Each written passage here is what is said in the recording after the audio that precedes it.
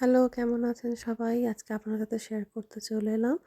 একটা সবারই খুব পছন্দের, খুব ভালো লাগার একটা রেসিপি, সেটা হলো চিকেন বিরিয়ানি। ছবিটা দেখে আন্দাজ তো করেই ফেলেছেন।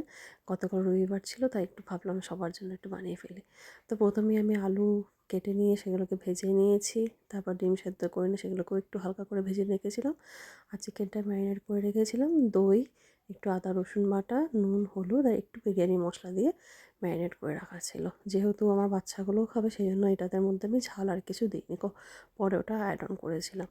আর এই ভাতটা সেদ্ধ করে রেখেছিলাম একটু গোটা গরম মশলা আর নুন তেল দিয়ে। এবার তেলেতে একটু গরম মশলা দিয়ে দিলাম, জিরে, শুকনো লঙ্কা, এলাচ, তেজপাতা, দারচিনি সব কিছু দিয়ে তারপর একদম সরু সরু করে কাটা পেঁয়াজগুলো দিয়ে সে ভালো করে পেঁয়াজটা ভেজে নিতে হবে। তারপর দিয়ে দেবো অল্প আদা রসুন, কারণ আমি যেহেতু ম্যারিনেশনে আদা রসুন দিয়েছি, এখানে আমি আদা রসুনটা একটু কমই ব্যবহার করেছিলাম। নাহলে আমার মনে হয় যে এটা গন্ধটা একটু বেশি আসবে, তো আমি এখানে একটু কম ইউজ করেছি। আপনারা আপনাদের পছন্দ মতো ওটা ব্যবহার করতেই পারেন। ভালো করে একটু লাল লাল করে ভাজা হয়ে গেলে পেঁয়াজটা, তারপর আমরা ম্যারিনেট করা চিকেনটা এর মধ্যে দিয়ে দেবো। কিন্তু প্লিজ কেউ টমেটো অ্যাড করবেন না, বিরিয়ানিতে কিন্তু মোটেই টমেটো যায় না। তো চিকেনটা ভালো করে কষিয়ে নিয়ে নাড়ি চাড়িয়ে নিয়ে যখন দেখবেন একটু মোটামুটি হয়ে এসছে, তখন ওই ভাজা আলুগুলো দিয়ে দেবেন, কারণ আলুগুলো অলরেডি তো ডান হয়েই গেছে।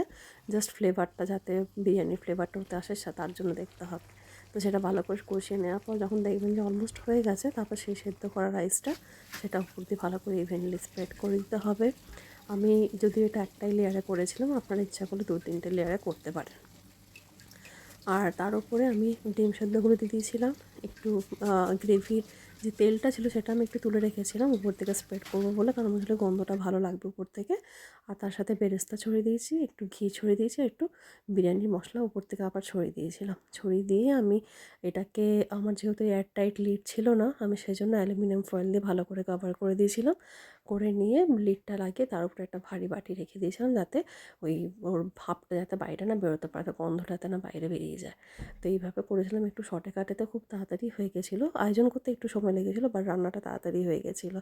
আর টেস্টটাও ভীষণ ভালো এসেছিলো। তেলটাও খুব কম ইউজ করেছিলাম, খুব বেশি ইউজ করিনি। আর দেখতেই পাচ্ছেন, দেখতে তো ভালোই লাগছে, তো খেতেও ভালো হয়েছিল। তার সাথে একটু স্যালাড আর রায়তা বানিয়েছিলাম, সঙ্গে কষা মাংস।